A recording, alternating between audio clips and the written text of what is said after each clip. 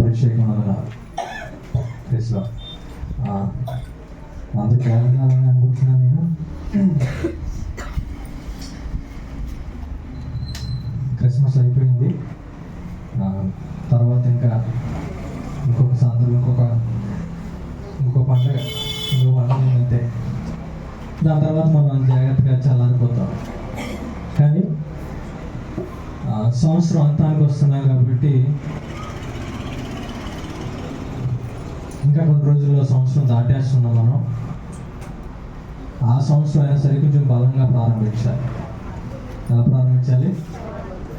బలంగా ప్రారంభించాలి, వేగంగా ప్రారంభించాలి, ఆ విశ్వాసంతో ప్రారంభించాలి. ఎందుకంటే చాలామంది ఏంటంటే వయసు అయిపోతున్నా కదా, లేకపోతే రోజులు గడిచిపోతాను కదా, నెమ్మది అయిపోతాను, స్లో అయిపోతుంటారు. శారీరకంగానూ స్లో అయిపోతారు, ఇంకా ఆలోచనలో కూడా స్లో అయిపోతూ ఉంటారు. కానీ మనం అలా ఉండకూడదు. రోజులు దగ్గర పడి కొద్ది మన స్పీడ్ పెంచాలి, మనం పూర్తి శక్తితో పనిచేయాలి, ఇంకా బలమైన విశ్వాసంతో ముందుకెళ్ళాలి. అది క్రైస్తవునికి అద్భుతమైన లక్షణం. రోజులు పెరిగి కొలితే అతను ఇంకా బలంగా ముందుకు సాగాలని ప్రయత్నం చేస్తాడు, ఇంకా ముందుకు వేగంగా పరిగెట్టాలని ప్రయత్నం చేస్తాడు.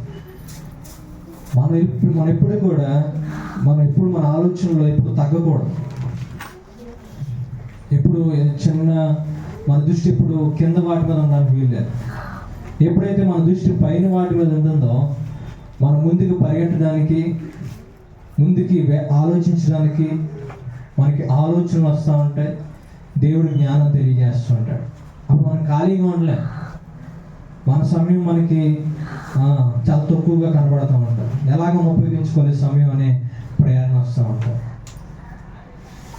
ఈరోజు యోహాను సువార్తలో నుంచి ఒక సందర్భాన్ని జ్ఞాపకం చేస్తాం. యోహాను అనే భక్తుడు ఈ గ్రంథాన్ని రాస్తున్నప్పుడు సుమారుగా 7 అద్భుతాలు రాశాడు. ఇందులో యేసుక్రీస్తు వారు చేసిన 7 అద్భుతాలు ఈ గ్రంథంలో లిఖించాడు. ఈ 7 అద్భుతాలు రాయడానికి గల కారణం ఏంటంటే, ఈ 7 అద్భుతాలను ఒక సూచనగా అతను పెట్టి అతను ఏమంటాడంటే, ఈ అద్భుతాల సూచన మాత్రమే. నా ముఖ్య అంశం ఏంటంటే, నేను ముందుకెళ్ళి ఎవరైతే భూమి మీదకి వచ్చారో, ఎవరినైతే మనం నమ్ముకోవాలో, ఎవరైతే మన జీవితాలను మారుస్తారో, ఎవరైతే మనం రక్షిస్తారో ఆయనను చూపించడానికి ఈ యొక్క అద్భుతాలు మీకు సాదృశ్యమే, సూచనే, కానీ ఈ మాత్రం మీ విశ్వాసానికి ఆధారం కాదు. అందుకని మీరు ఏం చేయాలంటే, ఈ అద్భుతాలను దాటుకొని వచ్చి ముందుకు వచ్చి మీరు నజరేయుడైన యేసుక్రీస్తు ప్రభువుని మీరు చూడాలి. అద్భుతం దగ్గర మీ విశ్వాసం ఆగిపోవడానికి వీల్లేదు. మీ విశ్వాసం మరింతగా బలపడాలి అని యోహాను గారు ఉద్దేశం. విశ్వాసంలో మరింతగా సాగాలని ఈ యొక్క సూచన మన ముందు పెట్టి మీరు దాటుకొని ముందుకు వచ్చేయాలి. ఏమాత్రం అక్కడ ఆగిపోకూడదు. ఈరోజు మనం అందరం కూడా ఏదో అద్భుతం జరిగి యేసుక్రీస్తు మీద విశ్వాసం వచ్చాం, లేకపోతే ఆయన ఏదో చేస్తాడని నమ్మకంతో వచ్చాం. ఏ కారణం చేతనైనా వచ్చినప్పటికీ కూడా మనం వచ్చిన తర్వాత అద్భుతాన్ని దాటి మన విశ్వాసం ముందుకెళ్ళాలి. ఆ విశ్వాసాన్ని మనం పెట్టుకున్న పేరు ఏంటంటే బలమైన విశ్వాసం. ఏ విశ్వాసం చెప్పండి? ఏ విశ్వాసం? బలమైన విశ్వాసం. యేసుక్రీస్తు వారు దానికి వ్యతిరేకమైన పదాన్ని చూపించి అల్ప విశ్వాసులుగా ఉండొద్దు అన్నాడు ఆయన. ఎలా ఉండొద్దు అన్నాడు ఆయన? అల్ప విశ్వాసులుగా ఉండకూడదంటే ఏ విశ్వాసంతో ఉండాలి? అల్పమేమో చాలా సున్నితమైన, అంటే విరిగిపోయే దాన్ని సూచిస్తామంటే, దానికి వ్యతిరేకమైన పదం, ఆపోజిట్ పదం ఏంటంటే మీరు బలంగా ఉండాలి, దృఢంగా ఉండాలి, నిశ్చయంగా ఉండాలి. యోహాను గారు ఈ అద్భుతాలను రాస్తున్నప్పుడల్లా అది ఉద్దేశం ఏంటంటే, మీరు అద్భుతం దాటే వెళ్ళాలి తప్ప ఏమాత్రం అద్భుతం దగ్గర ఆగిపోకూడదు. అందుకే ఈరోజు మనం 2వ అద్భుతాన్ని యోహాను సువార్తలో ఆయన చేసిన 2వ అద్భుతం, కానాను వివాహం మొదటి అద్భుతం. అయితే కానాను వివాహంలో నీటిని ద్రాక్షరసంగా మార్చడం ఆయన చేసిన మొదటి అద్భుతం మనం చూస్తాం. అది 3వ వచనంలో కనపడుతుంది, 3 అధ్యాయాలు కనపడుతుంది. మనం 4వ అధ్యాయానికి వచ్చేద్దాం. 4వ అధ్యాయానికి వచ్చేస్తే అక్కడ యేసుక్రీస్తు వారు చేసిన 2వ అద్భుతం కనపడుతుంది. అందులో నుంచి మనం కొన్ని సత్యాలు నేర్చుకుంటే రోజున అందులో నుంచి మనం బలమైన విశ్వాసంలోకి ఎలా వెళ్ళాలో మనకు కనపడుతుంది. అద్భుతాన్ని దాటి మనం ముందుకి విశ్వాసం ఎలా దృఢపరచబడాలో మనకి అక్కడ సందర్భం ద్వారా మనం నేర్చుకుంటాం, అక్కడ వ్యక్తి ద్వారా మనం నేర్చుకుంటాం. 3 ప్రశ్నలు మనం వేసుకుందాం. ఏ ప్రశ్నలు ఏంటంటే, విశ్వాసాన్ని ఆటంకపరుస్తున్నవి ఏంటి? ఈ భక్తుల ద్వారా మనం నేర్చుకుంటాం. విశ్వాసాన్ని ఆటంకపరిచేది ఏంటి మన జీవితాల్లో? రెండోది, మన జీవితాల్లో విశ్వాసం ఆవిష్కరణ ఎలా జరగాలి? చివరిగా విశ్వాసం యొక్క అంతం ఏంటి, ముగింపు ఏంటి, దాని యొక్క సంకల్పం ఏంటి అని మనం నేర్చుకుంటాం. ఈ 3 ప్రశ్నలు మనం వేసుకుంటాం. యోహాను సువార్త 4వ అధ్యాయం చూస్తే మీకు 46వ వచనం నుంచి మనకి కనబడుతుంది. ఒకసారి మీరు తీసి చూడండి. 46వ వచనం. గలిలయలోని కానానుకు ఆయన తిరిగి వచ్చాడు. ఏదైతే నీళ్ళు ఆయన ద్రాక్షారసంగా చేశాడో తిరిగి ఆ ఊరి ప్రాంతానికి ఆయన తిరిగి వచ్చాడు. వచ్చినప్పుడు రెండవ మనకి సందర్భం ప్రారంభించబడుతుంది. అప్పుడు కపెర్నహూములో ఒక ప్రధాని కుమారుడు రోగి ఉండెను. ప్రధాని కుమారుడు రోగి ఉండెను. యేసు యూదయ నుండి గలిలయకు వచ్చినని అతడు విని ఆయన యొద్దకు వెళ్ళి తన కుమారుడు చావ సిద్ధమై ఉండెను గనుక ఆయన దగ్గరకు వచ్చి అతని స్వస్థపరచమని వేడుకొనెను. ఇప్పుడు యేసు ఏమంటున్నాడు? సూచక్రియలను మహత్కార్యములను చూడుట కంటే, చెప్పండి, చూడకుంటే మీరెంత మాత్రం నమ్మరని అతనితో చెప్పాడు. అప్పుడు ఆ వ్యక్తి ఏమంటున్నాడు? ప్రభువా, నా కుమారుడు చావు మునిపే రమ్మని ఆయన వేడుకొనెను. యేసు అంటున్నాడు, నీవు వెళ్ళుము, నీ కుమారుడు బ్రతికి ఉన్నాడు అతనితో చెప్పగా ఆ మనుషుడు యేసు తనతో చెప్పిన మాటను నమ్మి ఏం చేశాడు? వెళ్ళిపోయాడు. మన మొదటి ప్రశ్న ఏంటి? బలమైన విశ్వాసంలోకి లేకపోతే విశ్వాసులుగా మనం మార్చబడకుండా ఆటంకపరిచేవేంటి, ఆటంకపరుస్తున్నవేంటి? మొదటిది మనకు అక్కడ కనబడుతుంది. ఏది ఆటంకపరుస్తుంది అంటే, మనకి సాధారణమైన లేకపోతే నార్మల్ లేకపోతే సాధారణమైన విశ్వాసం ఉండడం వల్ల మనం బలంగా ఎదగలేకపోతున్నాం. సాధారణమైన విశ్వాసం మన జీవితంలో ఉండడం వల్ల బలమైన విశ్వాసంలోకి మనం వెళ్ళలేకపోతున్నాం. ఈ సాధారణమైన విశ్వాసం చెప్తున్నప్పుడు ఏ విషయం చెప్తున్నానంటే, మీకు జాగ్రత్తగా మీరు 46 వచనం మనం చూస్తున్నప్పుడు, 47 వచనం కూడా మనం చూసినప్పుడు, రెండు చదువుతున్నప్పుడు ఒక ప్రధాని ఉన్నాడంట. ఆ ప్రధాని యొక్క ఊరి పేరు రాయబడి ఉంది. ఆ ఊరి పేరు ఏంటి? కపెర్నహూము. ప్రధాని అనే ఒక పదవి చెప్తున్నప్పుడు అది చాలా ఉన్నత స్థాయిలో ఉన్నవాడు. ఆయన చాలా ఆస్తిపరుడు కావచ్చు, లేకపోతే అదేవిధంగా ప్రభుత్వంలో ఒక మంచి పేరు ఉన్నవాడు, మంచి అధికారం ఉన్నవాడు కావచ్చు. ప్రధాని అని చెప్తున్నప్పుడు అతని యొక్క స్థాయి మనం చూస్తున్నప్పుడు అతడు చాలా ఉన్నతమైన వాడే అని మనకు అర్థమవుతూ ఉంటుంది. అతడు ఎక్కడి నుంచి వచ్చాడంటే, కపెర్నహూము అనే ప్రాంతం నుంచి కానాన్ అనే ప్రాంతానికి యేసుక్రీస్తు వారి దగ్గరికి వచ్చాడు. అతడు రావడానికి గల కారణం ఏంటంటే, అక్కడ రాయబడి ఉంది, అతడు యేసుక్రీస్తు గురించి అంటే విన్నాడంట. ఏం చేశాడు? ఎవరి దగ్గర విన్నాడు? యేసు యూదయ నుండి గలిలయకు వచ్చిందని అతడు విని ఆయన యొద్దకు వెళ్ళాను. ఆయన అద్భుతాలు కార్యాలు చేస్తాడని, మేలుడు చేస్తాడని ఎవరో చెప్తే విన్నాడు. ఎవరో? ఈ ప్రధాని. యేసుక్రీస్తు వారి దగ్గర డైరెక్ట్గా తన అద్భుతాలు చూడలేదు, లేకపోతే నేరుగా అతను చెప్పిన మాటలు వెళ్ళలేదు. ఈ ప్రధానికి ఉన్న విశ్వాసం దేని మీద ఆధారపడిందంటే, అందరికి ఉండే సాధారణమైన విశ్వాసం, అందరిలో కనబడే విశ్వాసం. అందరూ చెప్పిన మాటలను మాత్రమే జ్ఞాపకం పెట్టుకొని అతని దగ్గరికి వచ్చాడు, యేసుక్రీస్తు దగ్గరికి వచ్చాడు. ఇక్కడ వరకే మనం ఉంటే బలమైన విశ్వాసంలో మనం వెళ్ళాలి. మన విశ్వాసం ఇతరుల యొక్క మాటల మీద ఆధారపడి ఉంటే, ఇతరులు చెప్పిన యేసుక్రీస్తు వారి గురించి ఇతరులు చెప్పిన మాటల మీదే మన విశ్వాసం ఆధారపడి ఉంటే మనం ముందుకు ఏమాత్రం సాగలేదు. ఈరోజు చాలా మంది ఎవరి చేతనో పిలువబడి ఉంటారు, ఎవరి చేతనో సువార్త చెప్పబడి ఇక్కడికి వచ్చి ఉంటారు.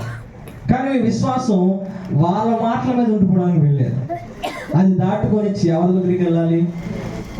ఏ విశ్వాసం అయితే ప్రభువైన యేసుక్రీస్తు వారిస్తున్నారు ఆ విశ్వాసం మీదకి వెళ్ళాలి. సాధారణమైన అందరి మధ్యలో ఉండి అందరిలో ఉండి విశ్వాసంలో ఉండిపోవడానికి వీల్లేదు. మన విశ్వాసం అందరి మాటల మీద ఉండిపోవడానికి వీల్లేదు. ఈరోజు చాలా మంది అలా ఉండి ఏం చేస్తారంటే, కొన్ని రోజులు అయిపోయిన తర్వాత, కొన్ని సంవత్సరాలు అయిపోయిన తర్వాత వీరి విశ్వాసం ఎవరితో పోల్చుకుంటుంటారంటే, ఎవరైతే వీరి గురించి చెప్పారో యేసుక్రీస్తు వారికి వారితో పోల్చుకుంటుంటారు. వారు ఒకవేళ దేవుని మందిరానికి మరి మానేస్తే వీళ్ళు కూడా మానేస్తారు. కారణం ఏంటి? వీరి విశ్వాసం ఎవరితో ఉంది? ఆమె వస్తేనే ఈమె వస్తుంది, ఆయన వస్తేనే ఈమె వస్తాడు. ఆమె ప్రార్థన చేస్తేనే ఈమె ప్రార్థన చేస్తారు. లేకపోతే ఆయన మా ఏమన్నా కూడుకులకి వెళ్తే ఈయన కూడా వెళ్తా, లేకపోతే వెళ్ళలేదు. ఇంకా ఆమె కానికిస్తే ఈమె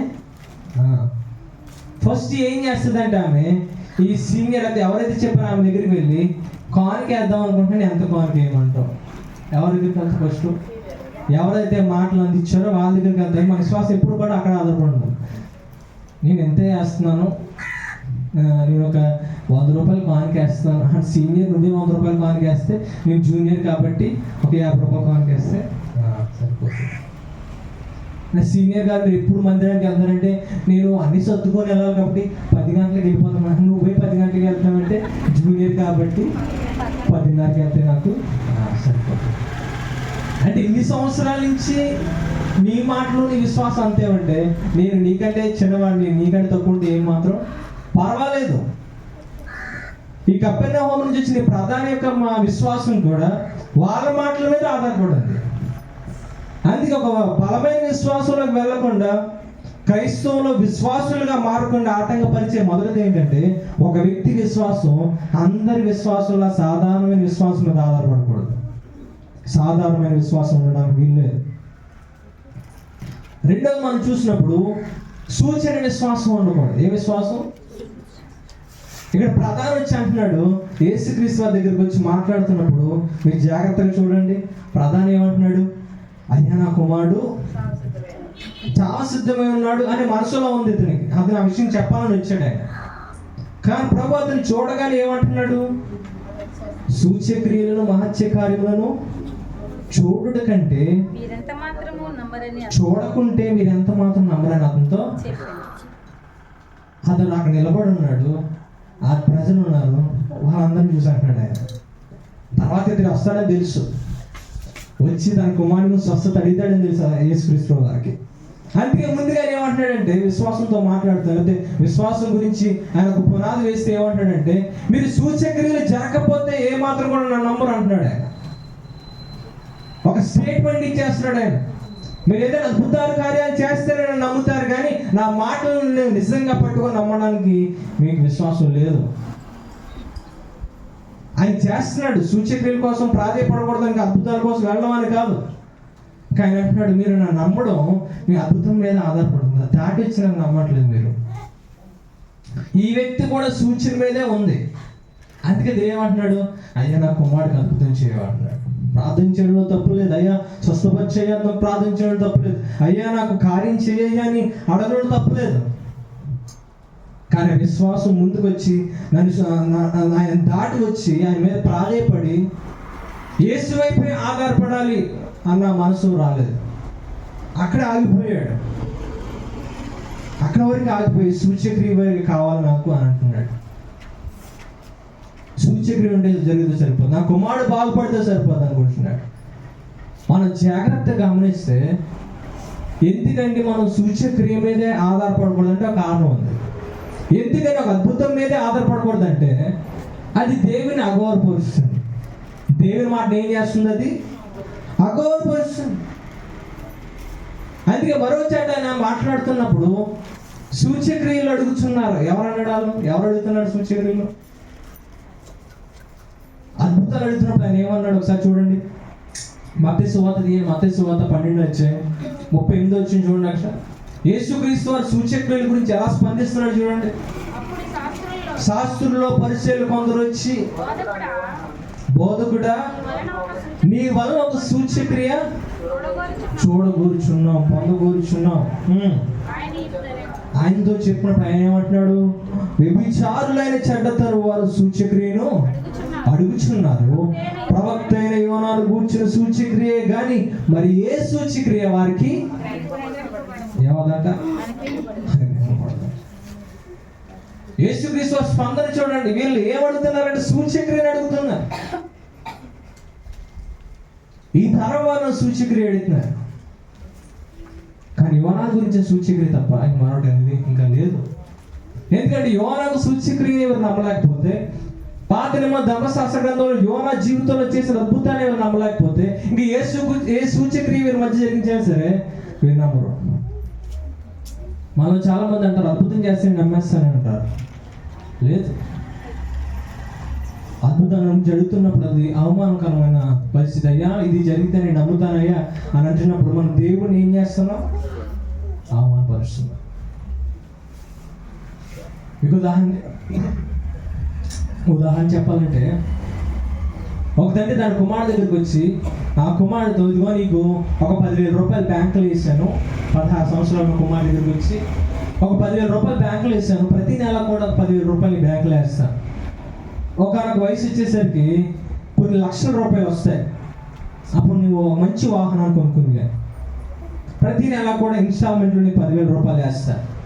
అప్పుడు కుమార్ చాలా సంతోషించి, తండ్రి వందనాలు తండ్రి, థ్యాంక్ యూ డాడీ, అయితే నువ్వు 10,000 వేస్తా అంటున్నావు కాబట్టి నాకు చాలా సంతోషమే, కానీ వేసిన బ్యాంకు ఆ స్టేట్మెంటు, ఆ కాగితం, ఆ పడిన రిసిప్ట్ ఉంటుంది కదా చూపించు అని అన్నాడు అనుకోండి. అప్పుడు తండ్రి ఏమనుకుంటాడు? నేను మాట ఇస్తున్నాను కదా వేసానని, నా మాట నువ్వు నమ్మాలి కదా. అది ఆ రిసిప్ట్ అడుగుతున్నప్పుడు తండ్రికి ఏమనిపిస్తుంది? నా కుమారుడు నా మీద నమ్మకం లేదా, అగౌరవపరిచినట్టు అనిపిస్తుంది. తన గౌరవాన్ని తగ్గించినట్టు అయిపోతుంది. తండ్రి బాధపడతాడు, ఇదేంటి నా కుమారుడు నన్ను నమ్మట్లేదా. అలాగే పరమ తండ్రి అయిన దేవుడు కూడా, మా అయ్యా నీ మాటలు నువ్వు ఇది జరిగిస్తేనే నమ్ముతాను, ఈ సూచక్రియ నా జీవితంలో జరిగిస్తేనే నీ మీద విశ్వాసం ఉంచుతాను అని పరమ తండ్రిని మన మీద మనం ప్రశ్నిస్తున్నప్పుడు, అడుగుతున్నప్పుడు ఆయన కూడా ఇలాగే బాధపడతాడు. ఇదేంటి నా మాట ఉన్నట్టుగా నమ్మలేకపోతున్నారు, ఉన్నట్టుగా వారి జీవితంలో దాన్ని పట్టుకోలేకపోతున్నారు ఏంటి అని బాధపడతాడు. ఇది సూచక విశ్వాసం, అది ఆటంకపరుస్తుంది మనం బలంగా ఎదగకుండా. అద్భుతాల మీద ఆధారపడితే మనం ముందుకు వెళ్ళాలి. ఇంకోటి ఏంటంటే స్వార్థమైన విశ్వాసం. ఏ విశ్వాసం చెప్పండి? స్వార్థమైన విశ్వాసం. మొదటిది ఏంటి? బలమైన విశ్వాసులుగా ఎదగకుండా ఆపేది మనల్ని సాధారణ విశ్వాసం, సూచన విశ్వాసం. మూడోది ఏం చెప్తారా? గట్టిగా ఉందా? స్వార్థ విశ్వాసం. ఎందుకంటే స్వార్థ విశ్వాసం అంటున్నాను? ఎందుకంటే ఈ ప్రధానికి ఒకే ఒక ఆలోచన ఏంటంటే, నా కుమారుడు బాగుపడితే చాలని ఒక ఆలోచన ఉంది, ఇంకేం ఆలోచన లేదు. యేసుక్రీస్తు అని రక్షకుడు అంగీకరించాలని ఆలోచన లేదు, లేకపోతే యేసుక్రీస్తు నా కోసం వచ్చారని ఆలోచన లేదు. నాకు ఒకే ఆలోచన ఏంటంటే, నా కుమారుడు రక్షించబడితే చాలు, నా కుమారుడు బాగుపడితే చాలు, ఇంకంటే ఇంకా నాకు ఇంకేం అవసరం లేదు. అక్కడితో ఆగిపోయి చాలా స్వార్థంగా ఆలోచిస్తున్నాడు. మనం కూడా ఆలోచించడం తప్పులేదు, మన జీవితాలు బాగుపడడంలో, మన సమస్యలు తీరిపోవడంలో తప్పులేదు. కానీ అక్కడి వరకే మన విశ్వాసం ఆగిపోతే, స్వార్థంగానే మనం ఉండి అక్కడ ఆగిపోతే. స్వార్థంగా ఆలోచిస్తున్నాడు, స్వార్థంతో ఆలోచిస్తున్నాడు, కుమారుడు బాగుపడితే చాలు. అందుకే యేసుక్రీస్తు వారు ఏమన్నప్పుడు, అయ్యా మీరు అందరూ అద్భుతాలు పెట్టే నమ్ముతున్నారు, అయ్యా నన్ను నిజంగా మీరు నమ్మలేకపోతున్నారు, అద్భుతాలు చేస్తేనే కానీ మీరు నమ్మరు అని చెప్తున్నాడు. వెంటనే ఇతను ఏమనాలి? లేదే అద్భుతాలు చేయకపోయినా సరే నమ్ముతాను అని అనాలి. కానీ అది విన్నాడో వెళ్ళదో తెలియదు, అక్కడే ఉన్నాడు. వచ్చేమన్నాడు? అయ్యా నా కుమారుడు స్వస్థపరచమండి, నా కుమారుడు బాగు చేయాలి. ఇతని మాటకి మరొక వ్యక్తి ఉన్నాడు, ఆ వ్యక్తి మాట తేడా, ఆ వ్యక్తి తల పరిచయం చేస్తాను. ఇతను అంటున్నాడు, అయ్యా నా కుమారుడు స్వస్థపరచవా, నా కుమారుడు బాగు చేయాలి, నా కుమారుడు బాగుపడితే చాలయ్యా. చాలా స్వార్థంగా ఆలోచిస్తున్నాడు. అదేమంటున్నాడు చదవండి ఒకసారి. 4 యోహాను సువార్త 49 ప్రభువా నా కుమారుడు చావకు మునిపి రమ్మని ఏం చేశాను? ఆయన వేడుకున్నాడు. స్వార్థమైన విశ్వాసం, స్వార్థపూరితమైన విశ్వాసం మనకు బలంగా వెదగకుండా ఆప్ చేసేస్తుంది. స్వార్థపూరితమైన విశ్వాసం ఏంటంటే, అద్భుతం జరిగితే లేకపోతే కార్యం జరిగితేనే దేవుని దగ్గరికి వెళ్ళడం, లేకపోతే నాకు ఏదో వస్తానంటేనే దేవుని దగ్గరికి వెళ్ళడం. ఈ మధ్యన మనం చూస్తున్నప్పుడు, సంఘాలు చూస్తున్నప్పుడు ఏదో గిఫ్ట్ ఇస్తేనే మందిరానికి వస్తున్నారు. ఏమవ్వాలి అనుకున్న సేవకులు ఏమైపోయిందంటే, దైవజనులకి పాపం వీళ్ళకి ఏదో ఎత్తనే కానీ రావట్లేదు అనే ఒక ఆలోచన అయిపోయింది. అంటే వారానికి ఒకసారి మొక్క ఇవ్వలేకపోతాను, లేకపోతే ఏదో ఒక సందర్భంలో బహుమానాలు ఇవ్వలేకపోతాను అంటే. మన స్టాటస్లో చూస్తున్నప్పుడు ఆయన పాపం గ్రైండర్ ఇస్తున్నాడు. ఎవరు? పాస్టర్ గారు. పాపం మరి ఎందుకు ఇస్తున్నారు తెలియదు, ఏదో మరి దేంట్లో పడ్డారో పాపం గ్రైండర్ ఇస్తున్నారు. పాపం ఎన్ని ఎక్కడి నుంచి వచ్చినాయి అంటే, ఎక్కడి నుంచి వచ్చినాయి? ఈ టీవీ ప్రాబ్లం నుంచి వచ్చినాయి. ఇవన్నీ ఆటలాడించి గ్రైండర్లు కూడా మిక్సీలు ఎక్కడి వచ్చినాయి? టీవీలోంచి వచ్చినాయి. ఆనాడు క్రైస్తవ విశ్వాసం అలా లేరండి. ఆనాడు తమ సహోదరులకి, తమ సంఘానికి, లేకపోతే తమ ఎవరైతే పేదలు ఉన్నారో వాళ్ళకి ఇచ్చేయడానికి చూశారు. కానీ ఇప్పుడు అందరూ ఏంటో రివర్స్ అయిపోయారు. ఇప్పుడు అంతా పుచ్చుకోవడం, ఇచ్చుకోవడం లేదు. ఇంకా ఏదో ఒక రావాలి, ఏదో ఒక స్వార్థంతో ఆలోచించే మనసు ఇద్దరు కూడా అంతే, అదే స్వార్థంతో. ఇంకా 4వ విషయానికి వచ్చేస్తే, ఇతడు స్వార్థపూర్వకమైన విశ్వాసమే కాదు, ఇంకో విశ్వాసం తెలుసా? సంకల్పిత విశ్వాసం. ఏ విశ్వాసం చెప్పండి? తన మనసులో సంకల్పం నిశ్చయించుకున్నాడు, ఒక దృఢమైన సంకల్పాన్ని ఏర్పాటు చేసుకున్నాడు. దాంట్లో తప్పే ఉందండి? నిజంగా సంకల్పం ఏర్పాటు చేసుకుంటే తప్పే ఉంది. సంకల్పంతో నిర్ణయించుకుంటే అది కూడా విశ్వాసం కదా అనుకోవచ్చు. కానీ చిన్న పొరపాటు ఉంది. చిన్న పొరపాటు ఏంటంటే, సంకల్ప విశ్వాసం అంటే ఏంటంటే తనను తాను దృఢపరుచుకొని ఒక దాన్ని నమ్ముకోవడం, తను తాను బలంగా నమ్ముకొని ఇది చేయాలి అని తన మనసులో తెచ్చిన కోరిక. కొంతమంది సంకల్పం తీసుకుంటారు, ఇది ఎలాగైనా సాధించాలి, ఇది ఎలాగైనా నేను సంపాదించుకోవాలి అని ఒక నిర్ణయం తీసుకుంటారు. ఇక్కడ అసలైన సమస్య ఏంటంటే, ఇది నీలో నుండి వచ్చింది, నీవు కోరుకున్నట్టుగా వచ్చింది. కానీ ప్రభు అంటున్నాడు, ఇదిగో నీ విశ్వాసం, లేకపోతే నీలో ఉన్న విశ్వాసం నీలో నుంచి వచ్చేది కాదు. అది ఎక్కడి నుంచి వచ్చేది? దేవుని నుండి వచ్చేది. ఎక్కడి నుంచి?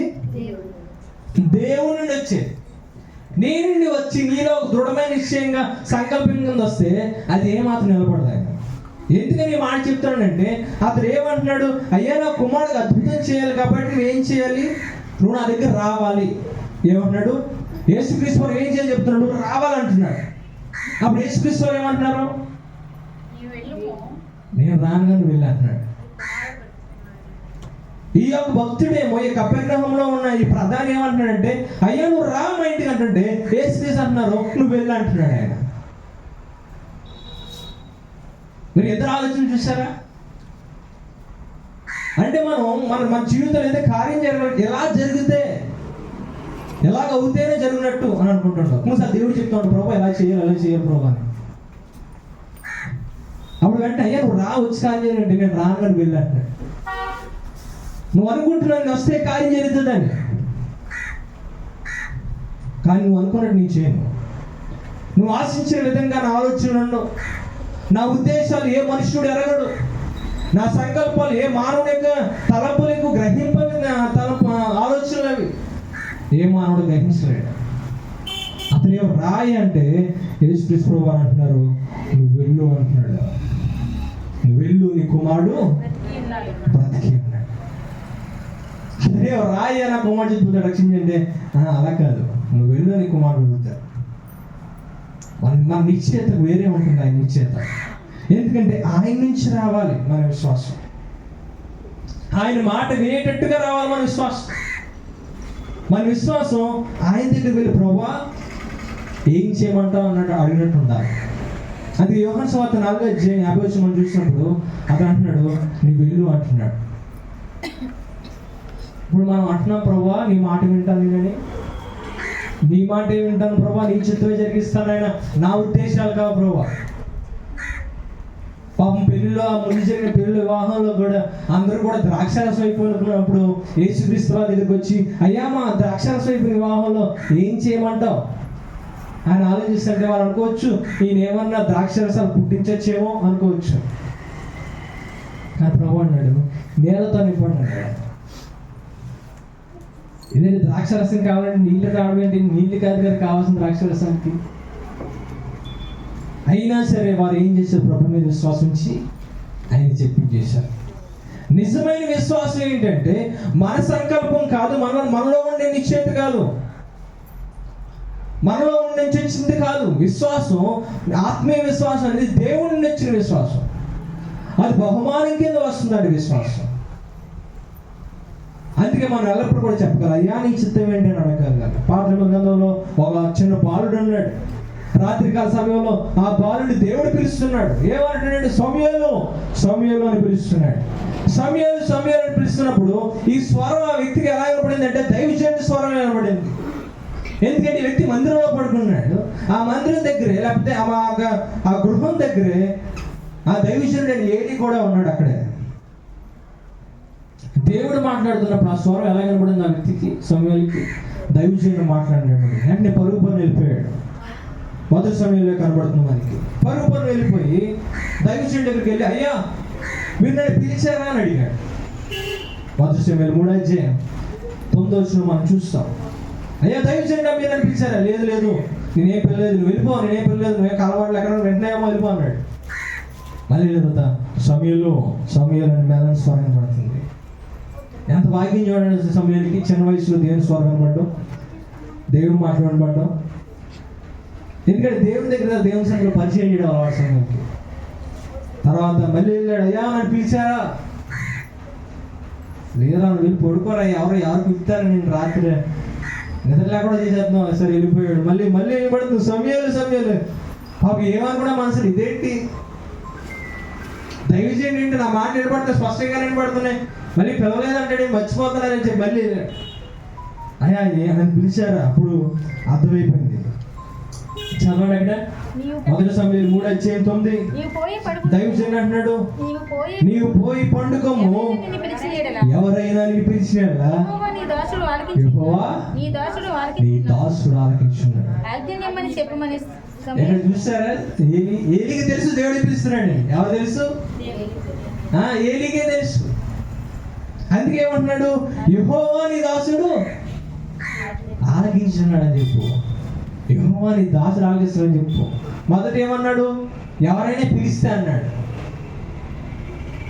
అసలు దేవుడు పిలుస్తున్నాడని చెప్పేసి డైరెక్ట్ ఆగాలనే. ఒకవేళ మళ్ళీ ఆ మాట పెడితే నువ్వేం చెప్పాలి? యెహోవా నీ దాసుడు. ఎందుకంటే సమయంలో తెలియదు ఆయన ఎవరో అక్కడ చేస్తున్నా. మనం ఎలా చెప్తామంటే 3 సార్లు మన మాటలు చిన్నపిల్లలు చెప్పేటప్పుడు ఎలా చెప్తామంటే వారికి ఆ మాటలు అర్థం కాకపోతే ఎలా చెప్పు అని చెప్పి వెళ్తాం. వాళ్ళకి ఆ మాటలు అర్థం కావాల్సిన లేదు. కొన్నిసార్లు డాడీ మా తల్లిదండ్రులు ఏం చేస్తుంటే ఎవరు వచ్చారనుకో ఏమంటారు? అరే ఇదిగో సుబ్బా నేను లేరని చెప్పు, డాడీ లేరని చెప్పు అని అంటారు. వీడి మాట పట్టుకుంటాడు. ఏం పట్టుకుంటాడు? ఈ మాటను బలంగా పట్టుకుంటాడు. దానికి అర్థం తెలియాల్సిన అవసరం లేదు. డాడీ ఎందుకు ఈ మాట చెప్పని అర్థం తెలియాల్సిన వాడేంటే మాటను బలం పట్టుకోడు. అది అబద్ధమా అది నిజమా అదంతా అవసరం లేదు. అది పట్టుకొని బయటలో ఏం చేస్తాడు? డాడీ లేరని చెప్పమన్నారు అంటాడు. అప్పుడు దొరికేస్తాం. అంటే వాడి ఉద్దేశంలో ఆ మాటకు అర్థం తెలియవసరం లేదు. సమయం కూడా అదే వయసులో ఉన్నాడు, అర్థం తెలియదు. అందుకే ఏమంటాడు? ఎవరైనా పిలిచాడు ఏమంటారంటే యెహోవా నీ దాసుడు ఆలకిస్తాడని చెప్పు. మనం కూడా అదే ఆలోచిస్తుండాలి. మనకు కొన్నిసార్లు దేవుని యొక్క మాట అర్థం కావాల్సిన అవసరం లేదు. అది ఏంటో అది ఎలా జరుగుతుంది అని మనకి దేవుని యొక్క సంకల్పాలు అర్థం కావాల్సిన అవసరం లేదు. విశ్వాసానికి అలా అవసరం లేదు. విశ్వాసానికి ఒకటే, అయ్యా నీ దాసుడు ఆలకిస్తున్నాడు చెప్పనే మనసు ఉండాలి. నీ చిత్తం జరిగితే చాలు అనే మనసు ఉండాలి. నీ మాట నేను వింటాను అయ్యా అన్న మనసు ఉండాలి. ఇప్పుడు మనం తిరిగి వచ్చేద్దాం. ఇవన్నీ ఆటంకపరుస్తున్నప్పుడు అప్పుడు తన జీవితం మారిపోయింది. ఎప్పుడైతే ఈ మాట విన్నాడో రాయబడి ఉంది, అతనిలో విశ్వాసం పుట్టింది. ఎవరిలో విశ్వాసం పుట్టింది? చూడండి, యోహాను సువార్త 4వ అధ్యాయం అతనిలో విశ్వాసం వచ్చిందని రాయబడి ఉంటుంది. అక్కడ 4వ అధ్యాయం 50 యేసు నీ వెళ్ళు నీ కుమారుడు బ్రతికి ఉన్నాడని అతనితో చెప్పగా ఆ మనుషుడు యేసు తనతో చెప్పిన మాట నమ్మి వెళ్ళిపోయాడు. విశ్వాసం వచ్చేసింది, నమ్మిక వచ్చేసింది. ఆ వ్యక్తికి నమ్మిక హృదయంలో వచ్చేసింది, ఆవిష్కరణ జరిగింది, తనలో ఉద్భవించింది విశ్వాసం. అది ఎక్కడి నుంచి వచ్చింది తను తెలియదు, కానీ అతని నుంచి వచ్చింది. ఇక్కడ 3 విషయాలు జరిగినాయి అతను విశ్వాసం రావడానికి. అతనిలో విశ్వాసం పుట్టడానికి జరిగిన మొదటి విషయం తెలుసా? యేసుక్రీస్తు చెప్పిన మాట విన్నాడు. సూచక్రియం కాదు చెప్పింది, అతనికి విశ్వాసం కలిగింది. సూచక్రియం చూడలేదు, అతను ఏ అద్భుతం చేయలేదు. యేసుక్రీస్తు ప్రభువారు ఏ ఒక్క కార్యం జరిగించలేదు యేసుక్రీస్తు ప్రభువారు నమ్మడానికి. అతను నమ్మడానికి ఒకే ఒక కారణం ఏంటంటే యేసుక్రీస్తు వారి నోటి నుంచి వచ్చిన మాట విన్నాడు అంతే. యేసుక్రీస్తు యొక్క సూచన చూడలేదు, కానీ యేసుక్రీస్తు యొక్క సారూప్యాన్ని మాత్రమే చూశాడు. అదే బలమైన విశ్వాసం. సూచక్రియను చూసి నమ్మలేదు, కానీ అతని గుణలక్షణంగా అతని స్వారూప్యాన్ని చూసి గుర్తించాడు. అతను విశ్వాసం పుట్టింది. ఆయన మాట వినగలిగాడు. అందుకే బైబిల్లో చూస్తాం, వినటం వల్ల ఏం కలుగుతుంది. ఒకసారి రోమా 10:14 చదవండి. ఒకసారి రోమా 10:14 మనం చూస్తే అక్కడ రాయబడి ఉంది, వారు విశ్వసింపిన వారికి ఎట్లు ప్రార్థన చేయుదురు, వినని వారిని ఎట్లు విశ్వసిస్తారు. వినని ఎట్లు విశ్వసిస్తాడు, ప్రకటించేవాడు లేకుండా వారు ఎట్లు. వినాలంటే ప్రకటించేవాడు ఉండాలి. ఇక్కడ ప్రకటించే యేసుక్రీస్తు ఉన్నారు. యేసుక్రీస్తు వారు మాట్లాడుతున్నారు. ఆ మాటలు విన్నప్పుడు అతనికి ఏం కలిగింది? విశ్వాసం కలిగింది. అందుకే మొదట మన జీవితంలో ఏముండాలి? విశ్వాసం రావాలంటే వినే మనసు ఉండాలి. వినాలి, అప్పుడు మనలో విశ్వాసం ప్రారంభించబడుతుంది. విశ్వాస ఆవిష్కరణ స్టార్ట్ అవుతుంది. ఎప్పుడైతే విన్నాడో తర్వాత దాన్ని నమ్మాడు. ఏం చేశాడు? విశ్వాసం ఇచ్చాడు. విన్నాడు, ఏం చేసిన తర్వాత నమ్మాడు. అందుకే వినాలి. ఎక్కడైనా చూడండి, యేసుక్రీస్తు అంటారు, నా మాట విని వెళ్ళిపోండి అంటాడు. నేను చెప్తాను కదా, నా మాట విని వెళ్ళిపోండి. నేను అవసరం లేదే రావడం, నా మాట నమ్మి వెళ్ళిపోతే సరిపోతుంది మీరు. అదే యోహాను సువార్త 5:24 చూడండి. అతను ఏమంటాడు? నా మాట విని నన్ను పంపిన వాని యందు విశ్వాసం ఉంచేవాడు నిత్య జీవం గలవాడు. అంటే మొదట ఆయన మాట వినాలి, తర్వాత విశ్వాసం ఉంచాలి. రెండు చేసిన పని. మన మాట వినేస్తాం, కానీ నమ్మి ఉంచాం. ఇక్కడ ఉన్న చాలా మంది మాట వినేస్తారు, కానీ విశ్వాసం ఉంచలేరు. మాటలు వినబడతాయి, కానీ విశ్వాసం లోపల ఆవిష్కరణ చెందదు. వాగ్దానాలు మనసులోకి వెళ్తాయి, కానీ విశ్వాసం దాని రాదు. అందుకే మనం నిజంగా సంతోషాన్ని, ఆనందాన్ని అనుభవించలేకపోతున్నాం. ఏదన్నా కారణం కావచ్చు. చాలామంది అంటారు, ఏదన్నా నాకు ఆలోచనలు అద్భుతం చేస్తారని నమ్మిక వస్తుంది, లేకపోతే నమ్మలేకపోతున్నానండి, ఏది నాకు నమ్మకం రావట్లేదండి అంటారు. నమ్ముదాం అనుకుంటాను కాదండి, కానీ అప్పుడప్పుడు నమ్మకం ఎందుకో రావట్లేదు. అప్పుడప్పుడు విశ్వాసం ఎందుకో కోల్పోతున్నాను. ఏదో కార్యం చేస్తుందా నాకు అంత నమ్మకం రావట్లేదు. అప్పుడమే వచ్చేస్తుంది. నా జీవితం మారుతుందని అంత ధైర్యం నాకు లేదు. నా పిల్లలు మారుతారని నమ్మకం నాకు లేదు. ఆ దృఢమైన నిశ్చయం నాకు రావట్లేదు. నా జీవితంలో నా సమస్యలు తీరిపోతాయని నాకు అంత నమ్మక నాకు ఎందుకో కానీ కలగట్లేదు. ఇప్పుడు ఏదో సమస్య మీకు నమ్మకం రాకుండా చేస్తుంది చాలాసార్లు. ఏదో ఒకటి వింటున్నాం కానీ నమ్మకం ఉంచలేకపోతున్నాం. దానికి చాలామంది కారణం అనుకుంటారు, అది ఏదో కార్యం జరగకో, లేకపోతే ఏదో దేవుడు చూపించడం అనుకుంటాం. కానీ ఏంటో తెలుసది, అది మానసిక సంబంధం అయింది కాదండి. అది నీ ఆలోచనకు సంబంధించింది కాదండి విశ్వాసం. నీ హృదయానికి సంబంధించిందండి విశ్వాసం. మనస్సుకు సంబంధించింది. సైంటిస్టులు అడుగుతూ ఉంటారు, ఇదిగో మా జ్ఞానానికి సంబంధించలేదు, మా జ్ఞానంగా ప్రూఫ్లు చూపించాలి అప్పుడే మీరు నమ్ముతామంటారు. కానీ విశ్వాసం మానసిక సంబంధమైంది కాదు. విశ్వాసం ఏ సంబంధమైంది? మనస్సు సంబంధమైంది. ఏదో చూపిస్తే నమ్మేస్తాం అనుకుంటా నమ్మో, ఏదో కార్యం జరిగిస్తే నమ్మేస్తాం అనుకుంటా నమ్మో. అందుకే అబ్రహాం చూసి మాట్లాడుతున్నప్పుడు ధనవంతుడు అబ్రహాం ఏమంటాడంటే, అయ్యా ఇదిగో కింద మోషే ఉన్నారు, కింద ప్రవక్తలు ఉన్నారు, వీళ్ళందరూ ఉన్నారు, నువ్వు ఏమన్నావంటే చచ్చిపోయినాడు వచ్చి లేచి చెప్తే సువార్త నమ్ముతాను అంటున్నావు. కానీ అలా కాదే, కింద మోషే ప్రవక్తలు అందరూ ఉన్నారు, వారు చెప్పినా నమ్మకపోయినా చచ్చిపోయినాడు లేచి వచ్చి అద్భుతం చేసినా సరే నువ్వు నమ్మవు అంటాడు ఆయన. ఎందుకంటే విశ్వాసం సూచన మీద, ఆలోచన మీద, మానసిక మీద లేదు, మనస్సు మీద ఉంది. అందుకే దేవుడు అంటున్నాడు, నీ మనస్సుకున్న వ్యాధిని నువ్వు తొలగించుకున్నప్పుడు విశ్వాసం ఉంచుతావు. అందుకే మనస్సు అంటే విశ్వాసం కూడా నీ రోజు వచ్చేది కాదు, దేవుడు ఇచ్చిందే అవుతుంది. మన హృదయాన్ని పరిశోధించుకొని పాపాన్ని విడిచిపెట్టినప్పుడు ఆటోమేటిక్గా విశ్వాసం వస్తుంది. ఆటోమేటిక్గా విశ్వాసం వల్ల ధైర్యం వస్తుంది. ఎందుకంటే అది పాపం తీయడం ద్వారా వస్తుంది. అందుకే విశ్వాసం రావట్లేదని నీకు అనుకుంటున్నప్పుడు, నాకు నమ్మిక కలగట్లేదు అని అనుకుంటున్నప్పుడు, నీలో పాపం వేలుబడి చేస్తుందని నువ్వు ఆలోచించాలి. ప్రభు మీద పూర్తిగా ఆధారపడలేకపోతున్నానని నేను చెప్తున్నప్పుడు నీలో ఏదో లోపం ఉందంటే అది మానసిక సంబంధమైంది కాదు, పాప సంబంధమైంది, ఆత్మీయ సంబంధమైంది. అందుకే వాక్యం మనం చూస్తే ఎప్పుడు రాసిన పత్రిక 3:12 అంటున్నాడు ఆయన. ఎప్పుడు రాసిన పత్రిక 3:12 చదవండి, ఏం రాయబడింది అక్కడ? 3:12 సహోదరులారా, 201వ పేజీ. సహోదరులారా, జీవం గల దేవుని విడిచిపోవునట్టి విశ్వాసం లేని దుష్ట హృదయము మీలో ఎవరి ఎందైనా ఒకవేళ ఉండేనేమని జాగ్రత్తగా చూసుకోండి. విశ్వాసం లేకుండా చేస్తుంది ఏంటంట? దుష్ట హృదయం అంట. ఏదో నిరూపణలు కాదు విశ్వాసం లేకుండా చేస్తుంది, ఆధారాలు కాదు విశ్వాసం లేకుండా చేస్తుంది, లేకపోతే దేవుడు ఏం చేశాడు అనే ప్రశ్న కాదు విశ్వాసం లేకుండా చేస్తుంది. దేవుడు ఏదో చేయాల్సిన అవసరం లేదు. నీలో ఉన్న పాపాన్ని తీసివేస్తే నీలోకి విశ్వాసం వస్తుంది.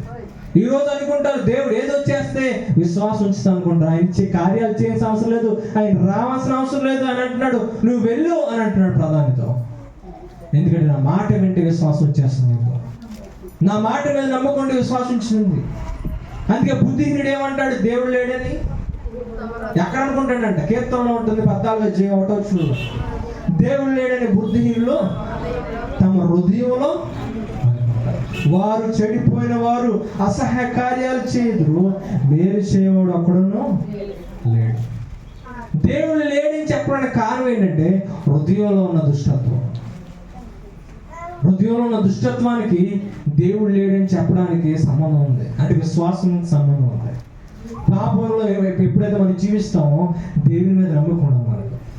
దేవుని మీద నమ్మకం ఉన్నప్పుడు పాపాన్ని సహించుకుంటాం, అది ఆధారం. ఈరోజు ప్రభు మీద ఎంతో మంది నమ్మిక ఉంచలేకపోతున్నారంటే కారణం వారు పాపంలో జీవిస్తున్నారు, పాపాన్ని వెంబడిస్తున్నారు. కానీ దేవుని దగ్గరికి వచ్చి అడిగినప్పుడు, అయ్యా నాకు విశ్వాసం కావాలంటే అప్పుడు ఆయన విశ్వాసిస్తాడు. మనలో నుంచి ఇచ్చే సంకల్పం ద్వారా కాదు, ఎలాగైనా నమ్మేయాలని కూర్చొని బలంగా అనుకుంటే అది విశ్వాసం అయిపోదు. కొంతమంది అలాగే ప్రార్థన చేసేస్తారు, నమ్మాలంతే జరుగుతుందని, అది జరిగిపోతుంది అంటాడు. ఇక రేపు కాలు చేత నమ్ము గట్టిగా అంటారు అంతే. అలా కాదు. ఒక ఆయన అలాగే టీవీలో చెప్తున్నాడు, ఆయన ఇదిగో నీకు ఏదైనా కావాలో గట్టిగా తిన్నావు, అది హృదయంలో పట్టుకొని గట్టిగా నమ్మాలి నువ్వు అంటే ఏమవుతుందండి? అది వచ్చేస్తుంది. మొత్తం పేరు లిస్ట్ అంతా రాసుకో కాగితంలో. నీకు బండి కావాలా, ఏ బండి కావాలి, బుల్లెట్ కావాలా, ఏ బుల్లెట్ నెంబర్ ఏంటి అది కూడా రాసి, ఏ కలర్ కావాలి అది కూడా రాయి, ఎన్ని సైలెన్సర్లు ఉండాలి, సౌండ్ గట్టి కావాలా తక్కువ రావాలి అది కూడా రాయి, అన్ని వివరంగా రాయి. అప్పుడు ఏం చేయలేదని గట్టిగా నమ్ము. మంది బయటకు దాంట్లో ఆ చేతబడి మిస్టిసిజం అంటారు దాన్ని, అంటే చేతబడి ఇలాంటి ఒక స్పిరిట్ ఆలోచనలు గేమ్స్ ఉంటాయి. అదేంటంటే ఒక పేరు రాసుకొని దాన్ని గట్టిగా హృదయం పట్టుకొని ఏడ్చాలన్నమాట. ఏదైనా సరే ఆత్మరా ఆత్మరా ఆత్మరా అని ఏడ్చాలంటే ఏమొచ్చేది? అది ఒక చేతబడి సంబంధించి, లేకపోతే సమాధుల్లో మాంత్రికులు చేసే ప్రయోగాలు. ఏదైనా పట్టుకొని గట్టిగా రా రా రా అంటా ఉంటారు. మనం కూడా ఏమంటా? రా రా జరగాలి జరగాలి జరగాలి, ఏదో జరగాలి. మీ అంతా గట్టిగా రావాలి జరగాలి సరే, అది రాదు. కొంతమంది అలాగే 400 ప్రవక్తలు ఆకాశం చూసి రా రా బయలా రా బయలా రా బయలా అగ్గి రా రా అంటుంటే ఏమి రాదు అలాగే. అన్నిసార్లు గట్టిగా మొత్తం ఇంకేం అర్థం కలదు. ఇంకా రక్తాలు వచ్చేసి ఇలా చేసుకుంటున్నారు, బట్టలు చింపేసుకుంటున్నారు, దొల్లేస్తున్నారు, పడిపోతున్నారు, ఏం చేస్తున్నారు, గోడ తీసేస్తున్నారు. అగ్ని వస్తుంది, కనీసం గాలి కూడా రాగా చేసింది. అప్పుడు ఏదో నిలబడినట్టు ఏదో ఒక్కొక్క ప్రార్థన చేశాడు. చిన్న ప్రార్థన, భావి ప్రార్థన కూడా కాదు, నేను కట్టుకుని గంట ప్రార్థన చేయలేదు. రాడు పరలోకం చూశాడు ఆయన. సేవల దగ్గర పోవా, ఆ దేవా నువ్వు నమ్ముకున్న మహారాజు ఆకాశం నుండి అగ్ని పంపించాడు అంతే. ఒకే మాట, అందరూ చూస్తుండే ఆకాశం నుండి వచ్చింది. హల్లెలూయా. ఏదో మనం 10 సార్లు అయ్యా ఆయన వెళ్ళేటట్టుగా చెప్పిందే చెప్పవలసిన లేదు.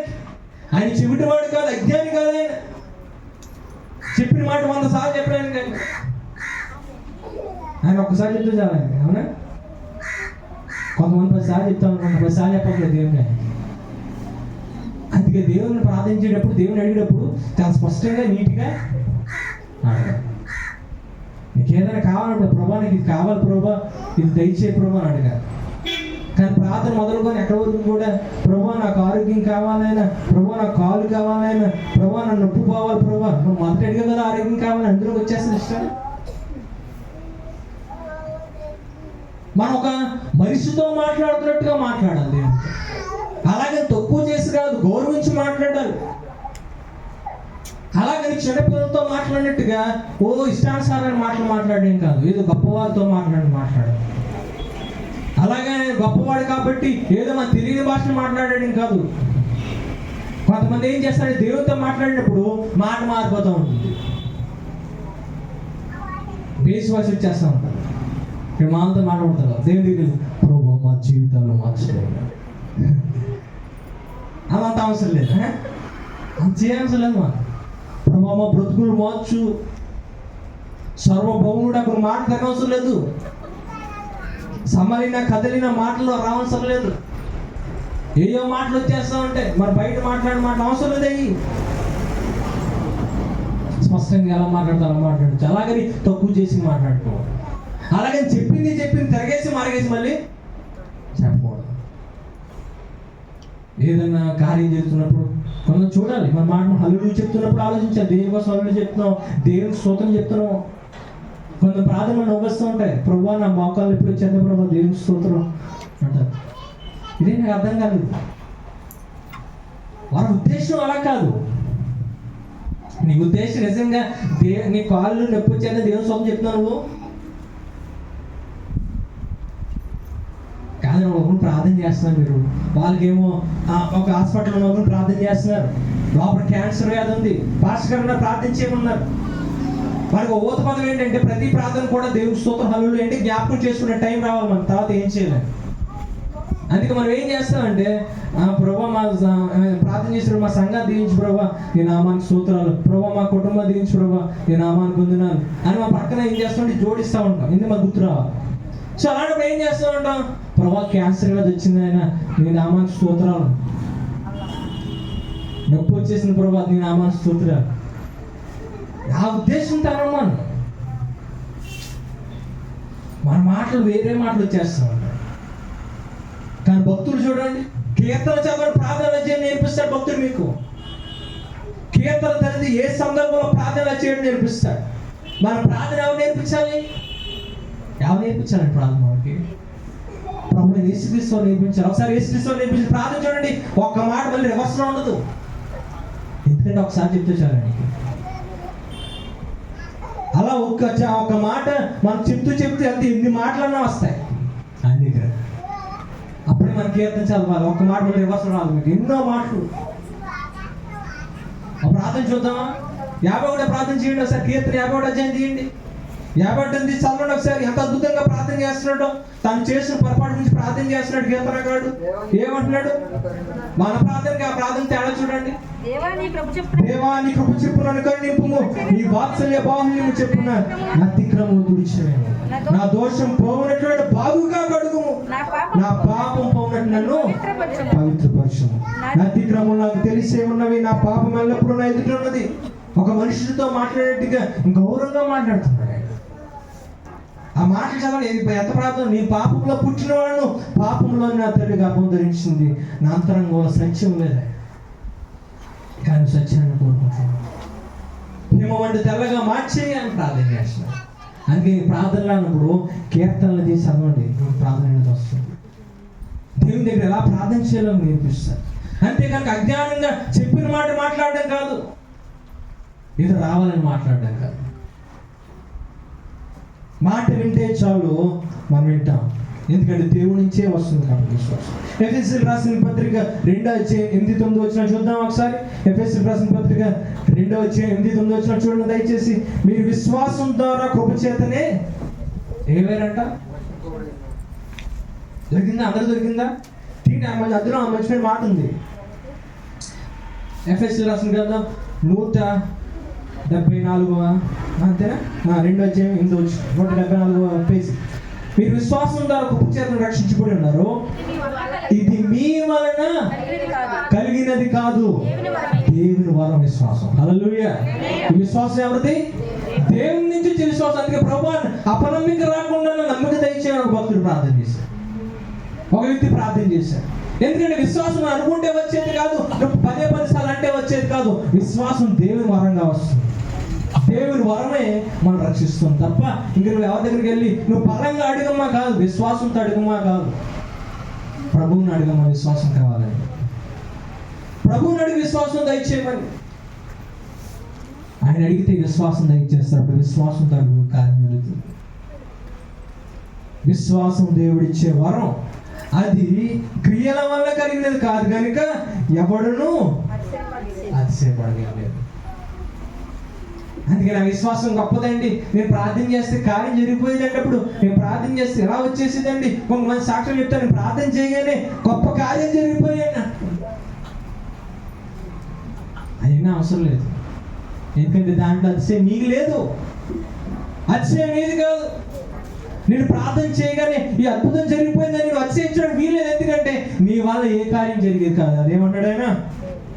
ఇది నా వల్ల కలిగింది, ఇది నా వరమే అని మనం తగ్గించుకోవాలి. మళ్ళీ విశ్వాసం ఆవిష్కరణ జరగాలంటే మొదటి వినాలి, తర్వాత విశ్వాసం ఉంచాలి. ఆ విశ్వాసం దేవుని దగ్గర నుంచే వస్తుంది. మూడోది ఏం చేయాలి సార్? ఇదే చూపించాలి. అందుకే ఆ వ్యక్తి ఎప్పుడైతే యేసుక్రీస్తు ప్రభువు అయ్యా నువ్వు వెళ్ళు నీ కుమారుడు స్వస్థపరిచాడంటే ఆయన ఏ మాట చెప్పకుండా ఆయన మీద నమ్మిక ఉంచి ఏం చేశాడు? తిరిగి వెళ్ళిపోయాడు. ఇంకేం అడగలేదు, ఇంకా తిరిగి వెళ్ళిపోయి విధేయత చూపించాడు. విధేయత ఉండాలి విశ్వాసంలో, కార్యం ఉండాలి విశ్వాసంలో. అందుకే క్రియలు లేని విశ్వాసం మృతం అంటాడు. క్రియలు చూపించాలి, విశ్వాసం జరిగించాలి. విశ్వాసంలో ఉండాలంటే మన మాటల్లో ఉండాలి, మన చూపుల్లో ఉండాలి. అది లేకపోతే ప్రమాదమే. అందుకే రోమీయులకు రాసిన పత్రిక 16:25 అంటాడు, సమస్తమైన అన్ని జనులు విశ్వాసమునకు విధేయులగునట్లు అనాదిగా నుండి రహస్యముగా ఉంచబడిన ప్రత్యక్షపడిన వరము ఆయన వాక్యము మీకు తెలుపబడి ఉంది. ఏమంటాడంటే ఇది ఈరోజు మీ వాక్యం వచ్చింది, ఎందుకు వచ్చిందో తెలుసా? విశ్వాసానికి విధేయులవ్వాలి. విశ్వాసం ద్వారా ఏమొస్తుంది? విధేయత వస్తుంది. దేవుని లోబడ్డాం, దేవుని నమ్ముకున్నామంటే ఆయన సంఘానికి విధేయత చూపించాలి, ఆయన మాటకి విధేయత చూపించాలి, క్రమాన్ని విధేయత చూపించాలి, దేవుని దగ్గర రావడానికి విధేయత చూపించాలి, ఆయన ఆజ్ఞలు పాటించిన విధేయత చూపించాలి. మీరు లెక్కేసుకుని మీరు ఎందుకు పొరపాటు ఉన్నారో, మీకు విధేయత లేకపోతే మీరు విశ్వాసం లేదని పరిశీలించుకోవాలి. ఇక్కడ అద్భుతమైన సంఘటన మనం మిస్ అయిపోతూ ఉంటాం. ఆ యోహాను సభకు వచ్చి 4 ఇచ్చే ఒక సందర్భం మీకు జ్ఞాపకం చేస్తాం. ఒక అద్భుతమైన విషయాన్ని మనం దాటేస్తూ ఉంటాం, అక్కడ కనబడదు. ఏంటంటే ఈ ప్రధాని ఎవరైతే ఉన్నారో తిరిగి ప్రయాణం చేసుకుంటూ వచ్చేస్తున్నప్పుడు అంటే పనివాడు ఎదురొచ్చాడంట. అతని దగ్గర ఉన్నవాడు ఎదురొచ్చినప్పుడు ఒక ప్రశ్న వేస్తున్నాడు.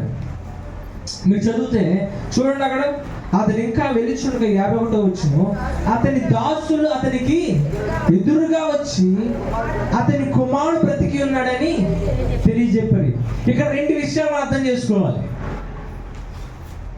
ఒక విషయం ఏంటంటే ఎవరు ఎదురొచ్చారు? దాసులు ఎదురొచ్చారు. ఇలా ముందే కంగారు, ఏం జరిగింది ఏంటో తెలియదు వీళ్ళకి. సో స్పీడ్గా వచ్చేసారు. ఇతను నెమ్మదిగా చాలా స్లోగా వస్తున్నాడు. ఎందుకు ఆ మాట అంటున్నాడంటే మీరు తర్వాత మాటలో చూస్తే యజమాని ప్రశ్న వేస్తున్నాడు. ఏమేమి ప్రశ్న వేస్తున్నాడు? ఏ గంటకు నా కుమారుడు బాగుపడ్డాడయ్యా? ఆయన పరిపాలన వచ్చేసి అన్నారు, అయ్యా నీ కుమారుడు బాగుపడిపోయాడయ్యా, నీ కుమారుడు స్వస్థత వచ్చేసింది అయ్యా అని అడిగినప్పుడు ఆయన అన్నాడు, ఏ గంటకు వచ్చింది, ఏ టైంకి వచ్చింది స్వస్థత అని అడిగాడు. అప్పుడు ఆయన ఏమన్నారు? నిన్న 1 గంట జ్వరం వాడిని విడిచిపోయాడు. ఎప్పుడంట? నిన్న. అప్పుడు ఏమనుకున్నాడు అతను? అతనితో చెప్పిరి, నీ కుమారుడు బ్రతికి ఉన్నాడని యేసు తనతో చెప్పిన గంట.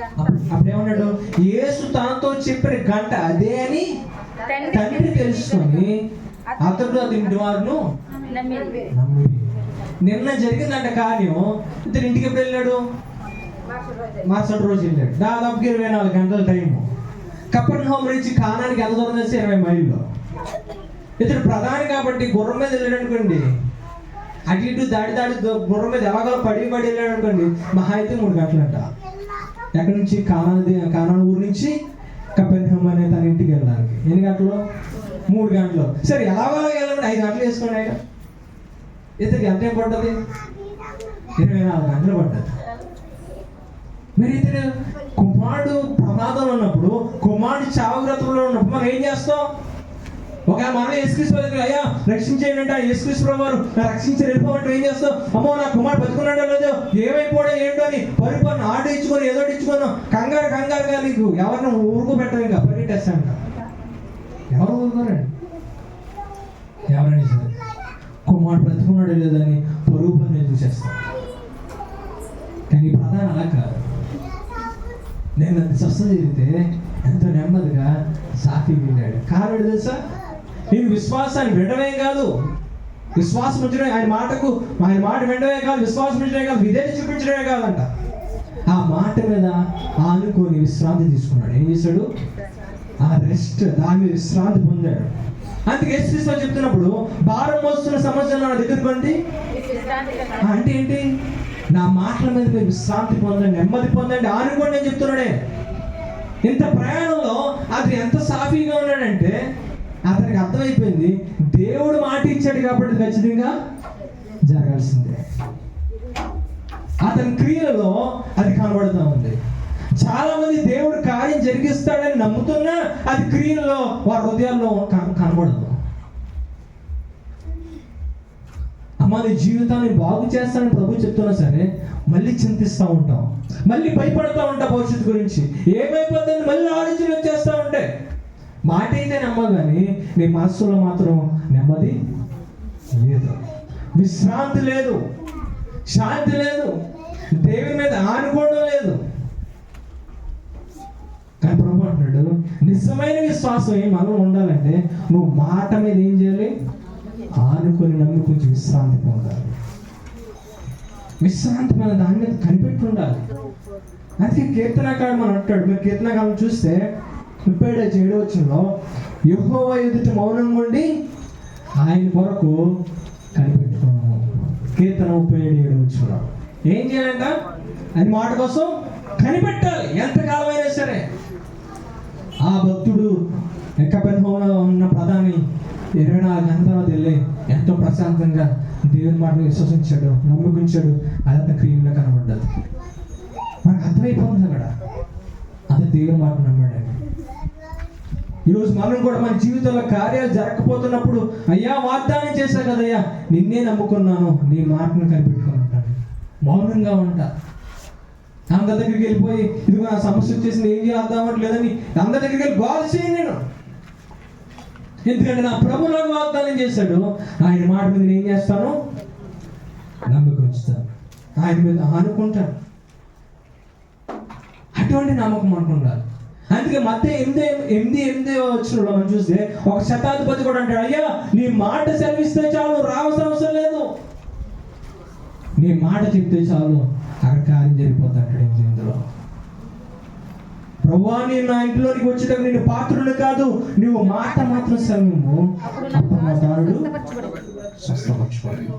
అది విశ్వాసం. ఈ విశ్వాసకి ఆ ప్రాధానికి తేడా ఏంటంటే, ఆ వ్యక్తి ప్రభువు వస్తేనే కార్యం జరిగిస్తా అంటున్నాడు, కానీ తర్వాత మారాడు. కానీ వ్యక్తి ముందుగానే బలమైన విశ్వాసం. ఏ విశ్వాసం? అయ్యా నీ మాట చెప్తే చాలు, నేను ఆ మాట నమ్ముకొని ఆధారపడి వెళ్ళిపోతాను ఇంటికి, నా దాసు స్వస్థపరచుకుంటాడు అని శతాధిపతి చెప్తున్నాడు. ఈరోజు నిజమైన విశ్వాసం అంటే వినాలి దేవుని మాట, ఆయన మాట మీద విశ్వాసం ఉంచాలి, విధేయత చూపించాలి, దాని మీద విశ్రాంతి పొందాలి. అప్పుడు విశ్వాసం ఆవిష్కారం జరుగుతుంది. ఇంకా చివరి పాట చెప్పి ముగించేస్తాను. విశ్వాసం యొక్క మూల అంశము, విశ్వాసం యొక్క అంతం, దాని ముగింపు ఏంటో మనం చూస్తే, ఆ వ్యక్తి ఇంటికి వెళ్ళిన తర్వాత తన కుమారులకి, తన కుటుంబ వారికి అందరికీ చెప్పాడు. ఏమని చెప్పాడు? యేసుక్రీస్తు దగ్గరికి వెళ్ళాను, ఆయన అడిగాను, ఆయన నా కుమారుడు స్వస్థపడతాడని ఆయన వాగ్దానం చేసి పంపించేశాను నేను. అదే టైంకి నా పిల్లలు నా కుమారుడు స్వస్థపరచబడ్డాడు అన్నప్పుడు వాళ్ళిద్దరూ కూడా, వాళ్ళ కుటుంబం కూడా ఏం చేసిందంట? నమ్మడచ్చులో ఆ ఇంటి వారందరూ నమ్మిరి. ఆ ఇంటి వారే కాదు, అతను కూడా నమ్మాడంట. ఏముంది అక్కడ? అతడును అతని ఇంటి వారందరూ నమ్మిరి. ఈ రెండింటికి తేడా చెప్పండి. ఏ రెండింటికి తేడా? మొదట నమ్మాడు. ఎప్పుడు నమ్మాడు? ఆయన మాట చెప్పినప్పుడు నమ్మాడు. తర్వాత ఇంటికి వచ్చాక మళ్ళీ నమ్మాడు. అప్పుడున్న విశ్వాసానికి ఇప్పుడున్న విశ్వాసానికి ఏంటి తేడా? అప్పుడు విశ్వాసం ఒక సూచన మీద, సాధారణంగా ఒక అద్భుతం మీద ఆధారపడింది. లేకపోతే కుమారుడు స్వస్థపరచబడతాడనే విశ్వాసం మాత్రమే ఉంది. తన బాధ తీరిపోతుందనే విశ్వాసం మాత్రమే ఉంది. లేకపోతే తన జీవితంలో కార్యం జరుగుతుంది అనే విశ్వాసం ఉంది. కానీ ఇంటికి వచ్చేసిన తర్వాత అతనికి ఇచ్చిన విశ్వాసం ఏంటంటే, నా జీవితం రక్షించబడుతుంది అనే విశ్వాసం వచ్చింది. నన్ను రక్షించే ప్రభు ఆయనే అనే విశ్వాసం వచ్చింది. మానవులు రక్షించడానికి వచ్చిన మెస్సయ్య దేవుడు గొప్పవాడని ప్రభు మీద విశ్వాసం వచ్చిన తర్వాత ఈ ప్రధాని నేర్పిస్తున్న పాఠం అదే. విశ్వాసం అప్పటి వరకు కూడా అద్భుతం చేస్తాడని విశ్వాసం ఉండొచ్చు, దేవుడు కార్యం జరిగిస్తాడని విశ్వాసం ఉండొచ్చు. కానీ విశ్వాసం ఏం చేస్తుందో తెలుసా? మనం చదువుకున్న రోమా 10వ అధ్యాయం మనం చూస్తాం 9వ వచనంలో మొదటి చదివిన మాట. అందులో కనబడుతుంది విశ్వాసం నేను రక్షణలోకి నడిపిస్తుంది. ఏం చేస్తుంది? విశ్వాసం రక్షణలోకి నడిపిస్తుంది. విశ్వాసం యొక్క అంతం, ముగింపు ఏంటంటే రక్షణ. ఆ రక్షణ నుంచి రాజ్యాన్ని చేరుస్తుంది. ఇప్పుడు అదా నేర్పిస్తున్న మాట అదే. ఈ సందర్భంలో నేర్చుకోవాల్సిన మాట అదే. 2 సార్లు విశ్వాసం నుంచి అడుగుతారు. విశ్వాసం కార్యం జరిగిస్తాడండి, కానీ తర్వాత విశ్వాసం కాస్త అద్భుతాలు దాటుకొని, సూచక్రియలు దాటుకొని ప్రభు యేసుక్రీస్తు మళ్ళీ అదే బలమైన విశ్వాసం, బలమైన దృఢమైన విశ్వాసం. మరొకసారి ఆ వచనం ముగించేస్తాను. రోమిలకు రాసిన పత్రిక 10వ అధ్యాయం 9వ వచనం అని చదువుకున్న మొదటి మాట చదవండి. అదేమనగా, యేసు ప్రభువు అని నీ నోటితో ఒప్పుకొని దేవుడు మృతుల్లో నుండి ఆయన లేపునని నీ హృదయమందు విశ్వసించిన యెడల నీవు రక్షించబడతావు. ప్రార్థన చేద్దాం. ప్రతి ఒక్కరు కూడా లేచి నిలబడండి, ప్రార్థన చేద్దాం.